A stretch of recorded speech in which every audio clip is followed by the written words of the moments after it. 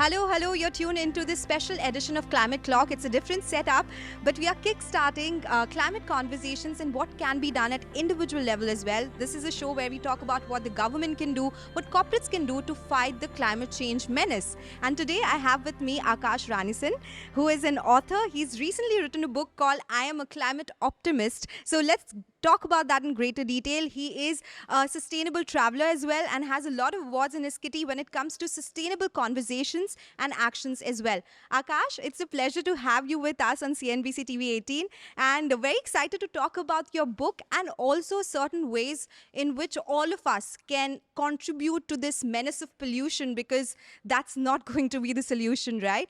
So first up, people call you an activist as well, but you've clarified that you are an optimist. What's the difference and what do you talk about in the book? So thank you, Sonal, for calling me on board. It's a pleasure to be here with you and talking on this. And why I call myself an optimist and not really an activist, because the way so earlier I really thought that I'm an activist.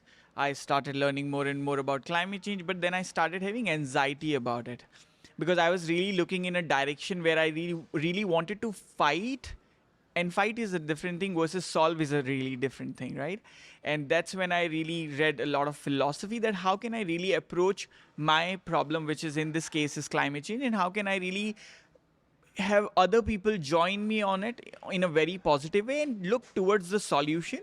And that's when this optimistic perspective developed in my, let's say, fight towards climate change. And that's when I thought, okay, can I have everyone with me in a very positive way fighting this problem, rather than being out there shouting out loud, and also that it consumes a lot of energy. And I feel that personally, I'm not saying that activism is wrong. It just, I do not have that sort of an energy to be out there and doing that. Hence, I'm this more of relaxed, optimistic, positive guy talking and focusing on solution. So you talk about optimism as your idea of getting or solution for climate change. What do you have to make of the activists globally who are throwing oil on paintings, who are throwing fruits on painting? Do you think is that a way to fight the system, or you have to be in the system to solve this problem? Both the ways. It's never one way. When they do this thing, they create a pressure. They build a pressure on companies, on policymakers, on administration and government and politicians. And that's when they feel like that, okay, we really need to do something. It's just they don't want to go back and talk to these activists because they are somewhere angry with them.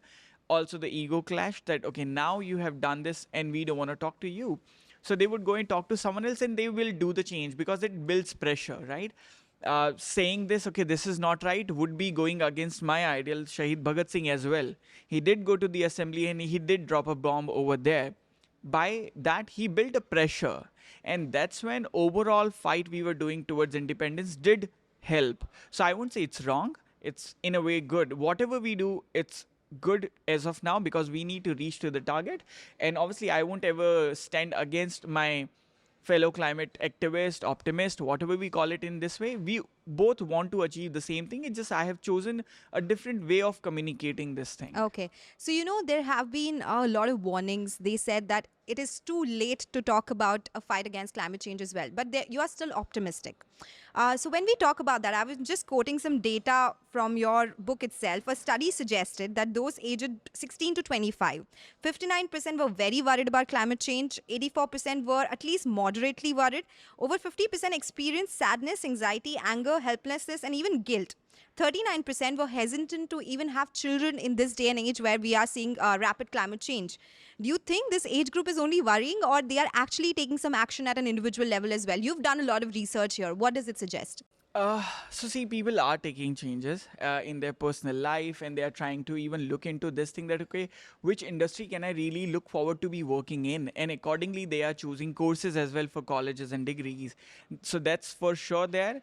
And even I know people personally as well who are sort of like taking this pledge that we don't want to have a kid. And out of all of them, I'm also one of them, that I don't want to have kids because it's one of the biggest carbon footprint you can generate. And the way we are moving ahead, Earth is running out of the resources to, let's say, feed us all. Right? And earlier, like last year, we had this day when we ran out of our resources in December. This year, we already have it in August, right? So Earth is not really able to produce that much of food for all of us or resources for all of us to survive. And I don't know where are we going with this rapid growth in population. And that obviously means more people, more consumption, more emission.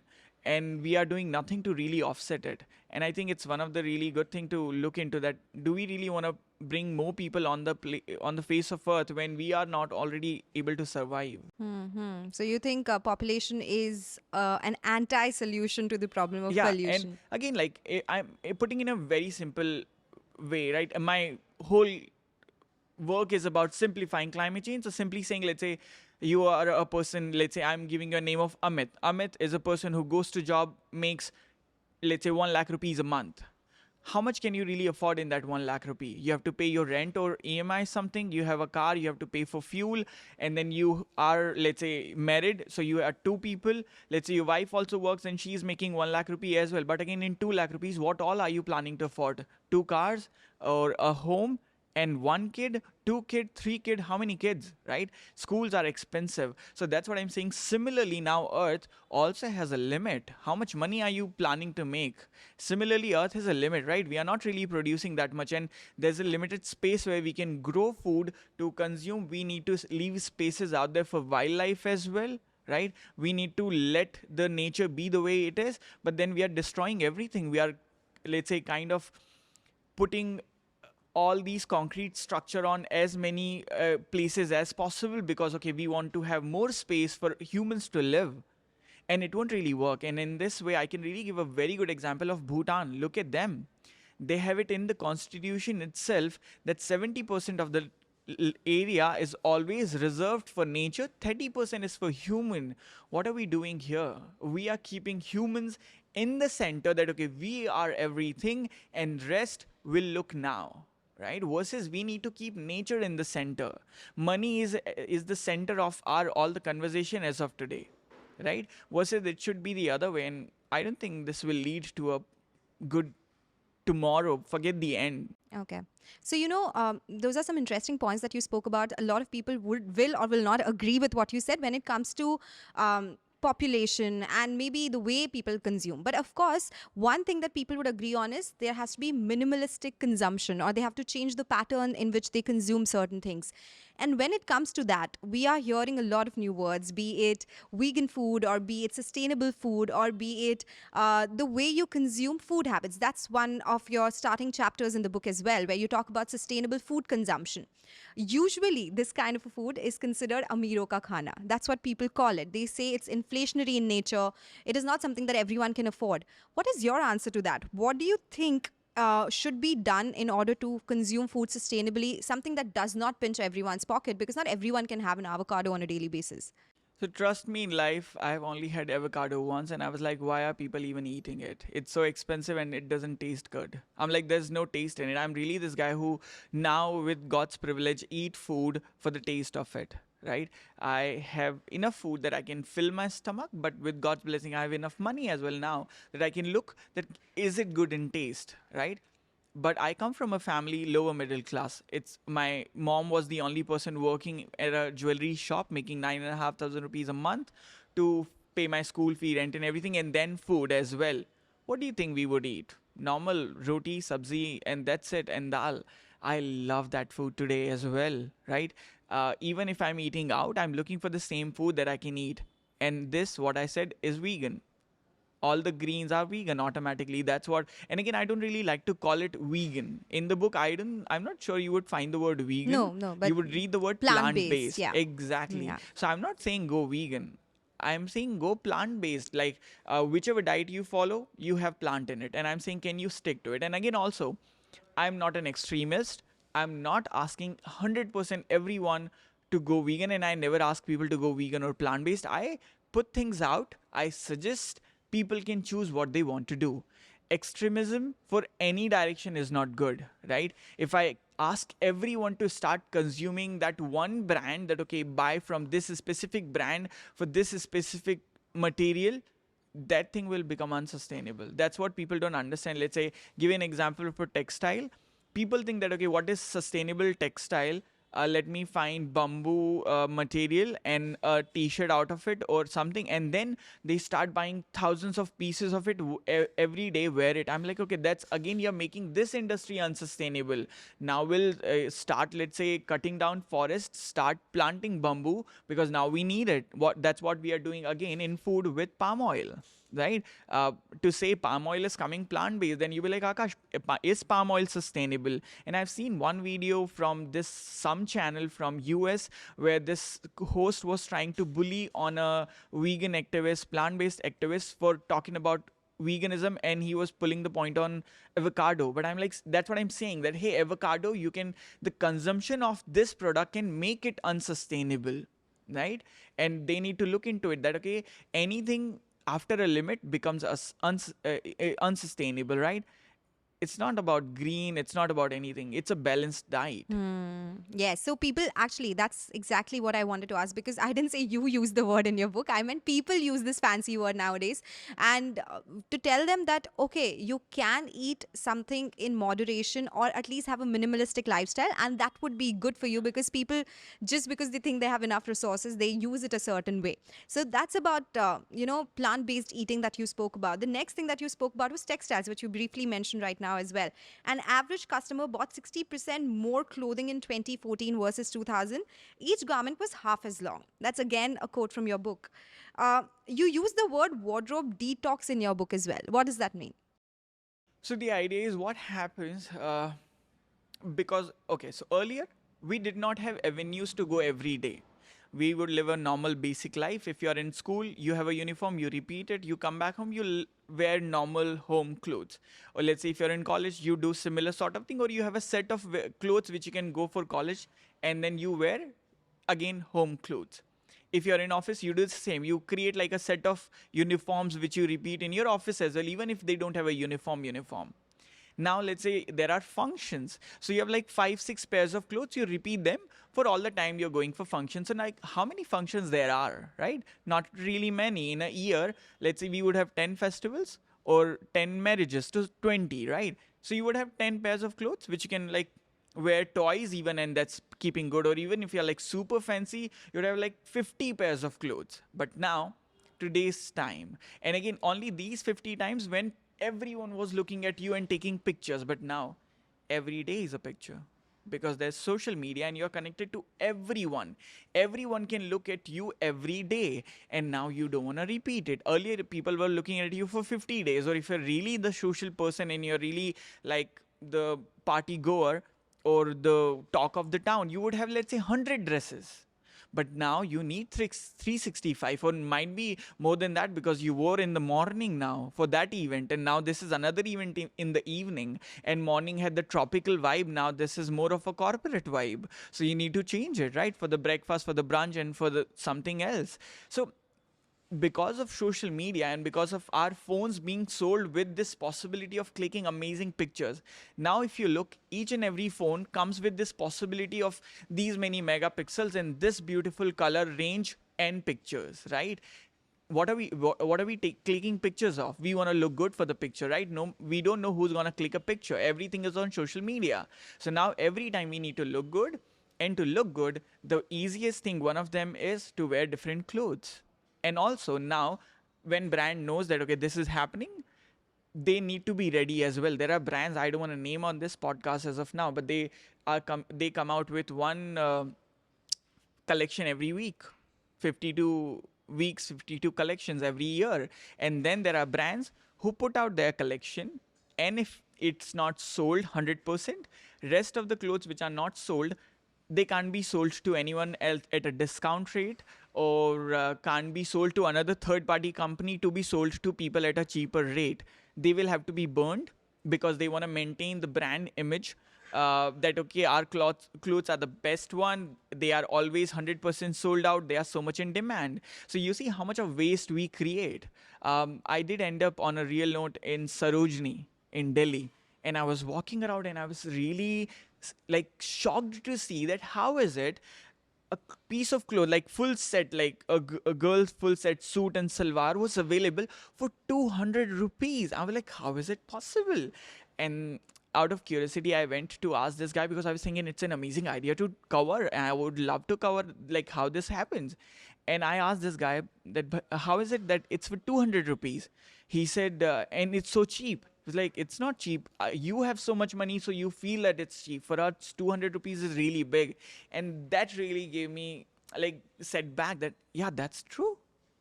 I have the privilege of having so much money, but then now to understand there's so much waste we create, which is eventually, thank God that there's a market who is consuming it, but then also there's market where these sort of clothes end up in a landfill, right? Or either they end up in a water body. So it's happening big, and when it comes to wardrobe detox, is this only that we need to sit back, look at it, that what are we doing?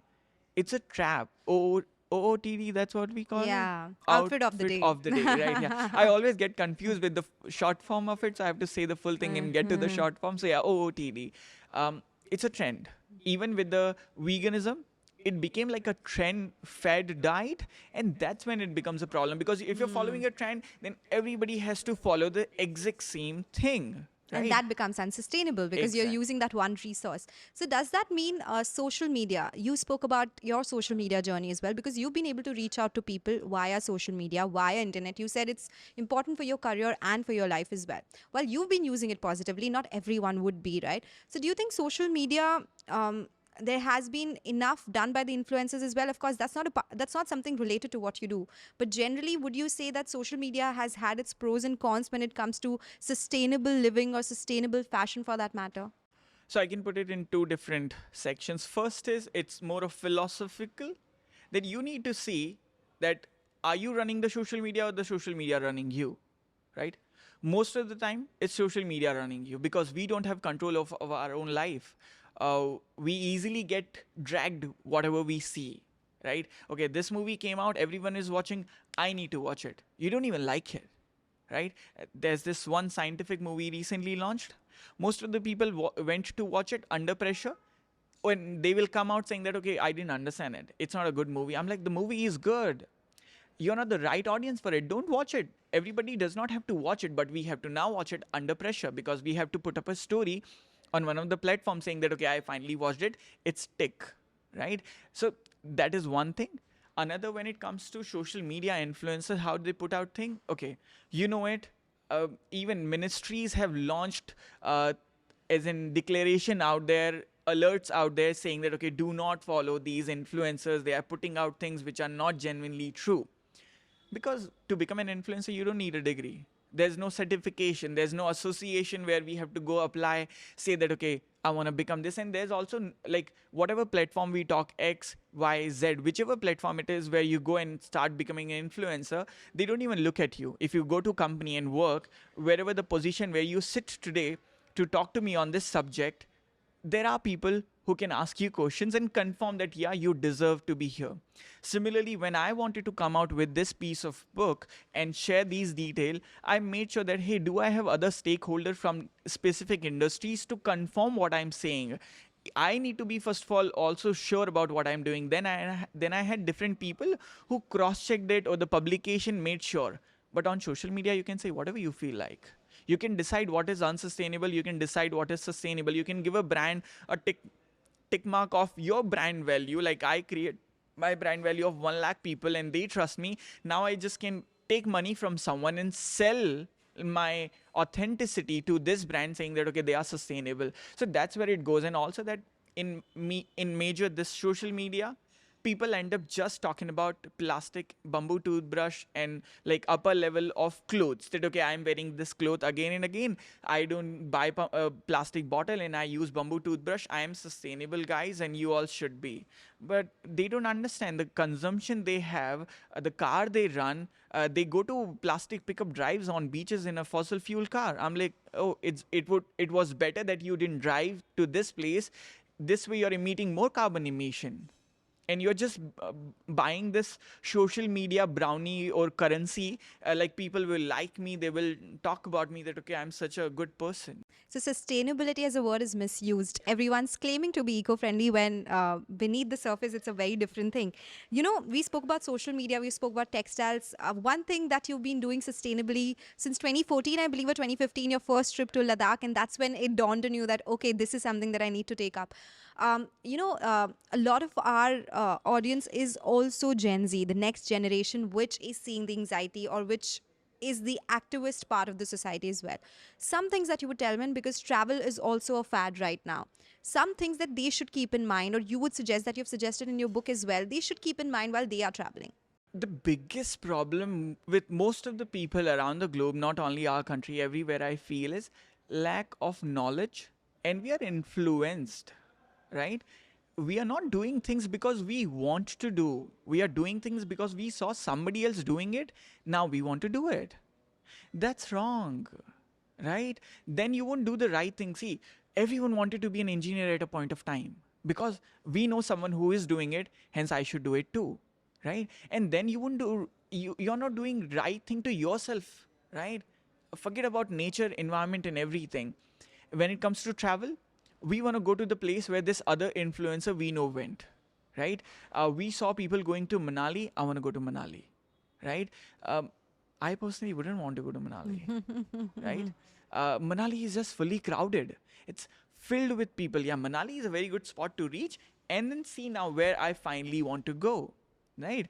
And I'm not saying, okay, Manali, nobody should go. People who really feel that Manali is the place for them, they should go. But that's what I'm saying. It's becoming like that. Okay, one place, for example, let's say another one is Goa. I'm not sure. Like most of the people who will end up over there, they come up with the feedback, okay, I didn't really enjoy it. It was too expensive for me. So I'm just like giving two examples. But when it comes to people, first of all, they really need to the where do they really want to go? What is their calling for? Then let's say wherever they are going, few basic tips which I can really give them if they want to travel sustainably is, also they need to first of all understand the meaning of travel. Travel doesn't mean going, taking selfies and coming back, right? That's where again it's going wrong. That, okay, as soon as you reach over there, all you want to do is go to, okay, 10 places, where can I go and take pictures and come back. Let's say what is travel for me, if I'm going to the mountains, I really want to go there, relax, sit, enjoy the wind, really look at the mountains, be at the riverfront and relax, because the peace available over there is not here in the city.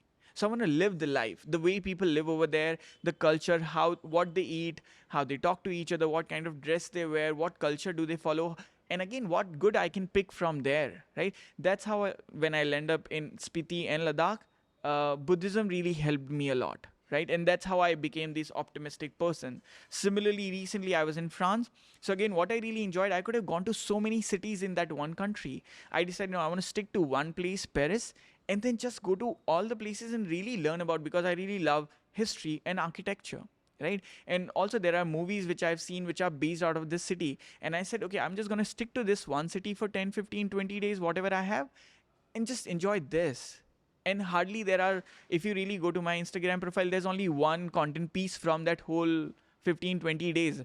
And I'm like, I don't feel like putting out the content because I really just enjoy. Most of the time I was just sitting, relaxing and enjoying the city rather than creating content. So now it was more like, okay, we went and clicked a picture. Now it's like, we want to go there to click a picture. I'm like, are we even traveling? No. Now we are on an assignment to go and click a picture and say that, okay, we travel. No, you didn't travel. You went there on an assignment for all of us to show that, okay, you traveled. So be very mindful of your travel choices when you're doing that. I would continue this conversation for a longer time, but last few tips, because you've been on the sustainable journey for a long time. What are some of the things that Aakash does on a daily basis, which are very simple, but can be easiest to lead a sustainable life? Okay, so every day I look pretty decent, top to bottom, but I just have a very limited wardrobe because I want to travel so much, so I have to be light. I hardly have like 5 to 6 t-shirts or 2 pair of cargos, whatever we call them, these bottoms, and 1 pair of shoes. That's it, right? And that's my whole wardrobe. And every day I look good. You Because too. you look good when you decide. Like whenever I'm clicking a picture with someone, I just feel that I'm looking good. I don't want to get back into it that, okay, let's click another picture. You have to accept you're looking good. And for me also, that I don't want to be judged on the kind of clothes I wear. See, for people I understand who are in the business of fashion, right? But everybody does not have to become a fashion influencer. And this is one thing people can do, that they have to have confidence. They have to feel good about themselves rather than waiting for a validation from people. So cut down on your textile consumption, right? Another one I would say is your diet. What can you do about it? Think about it. I'm not saying that, okay, become a plant-based person right away. Look into it, and with your own conscious self, decide that, okay, I want to have a balanced diet. I want to decide one day, let's say it can be Friday, Saturday, Sunday, one day, that, okay, this day I try vegan, or let's say plant-based, right? One day, like we can have a cheat day as well, right? Similarly, we can have a day where I want to try veganism or plant-based. I'm not saying next day do not eat, go back to it, so that you can balance it out, right? Next, what I would say, there are so many alternatives now available for your plastic consumption. That's one thing. A bamboo toothbrush is available, or your different types of bottles are available. Or mostly when people live in a city, they don't even need to buy bottles, right? That they can do. Now, even for snacks, what we buy in a plastic packaging, there are alternatives coming up. We can try those. These are three basic things. But if you want to go on a little bigger level, obviously you can try next vehicle, whichever you're buying. Look into it. If there's a possibility, you can get into electric vehicle. Again, I know that, okay, electric vehicles do come with their own negative points as well.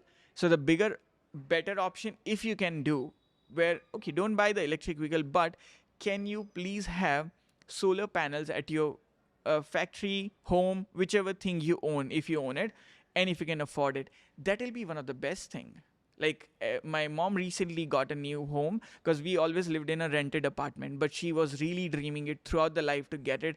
Finally, she has it. And I'm now really trying that. I want to get solar panels on this place, but I'm really, as of now, looking that, okay, what is our consumption? So I'm trying it for like 3-4 months, so that I understand, okay, this is your monthly consumption. Then we know that, okay, what sort of let's say solar panel we need, which can give the amount of energy we need to run our monthly whatever things we are doing at mom's home. And that's what I want to do, that if I can really replace it, I'm cutting down gas, the cooking gas, and then I'm cutting out electricity wherever I'm fueling it from. Then if in case now you have an electric vehicle, then it'll make sense. Even if it's a two-wheeler, we don't have a car. My mom has a two-wheeler. And then if she can really charge it from solar, then it'll make sense. As of now, our charging is also coming from non-renewable resources, and that's when it's 100% not sustainable, right? So these are the few basic things people can look slowly. I've given like basic, just don't buy more clothes, to food, or to, you can even go to buying solar panels for your home. So people really need to understand the starting problem is you consume less. I think then the ripple effect will really come to the fore, and we can see that it will have a positive impact someday. But I hope we are not late for the sake of humans, because you've also stated it's not a problem for the planet, it's a problem for us, the humans. And that's what we need to consider as well. Thank you so much, Aakash, for joining us today. It was such a pleasure speaking with you. Many things that you've covered in the book, and of course we'll keep discussing that in greater detail as well. But thank you for joining us on CNBC Thank today. you so much for having this conversation with me. I enjoyed it. Okay, all right. With that, we'll take your leave on this edition of Climate Clock. But stay tuned. We have such exciting conversations coming up. Stay tuned.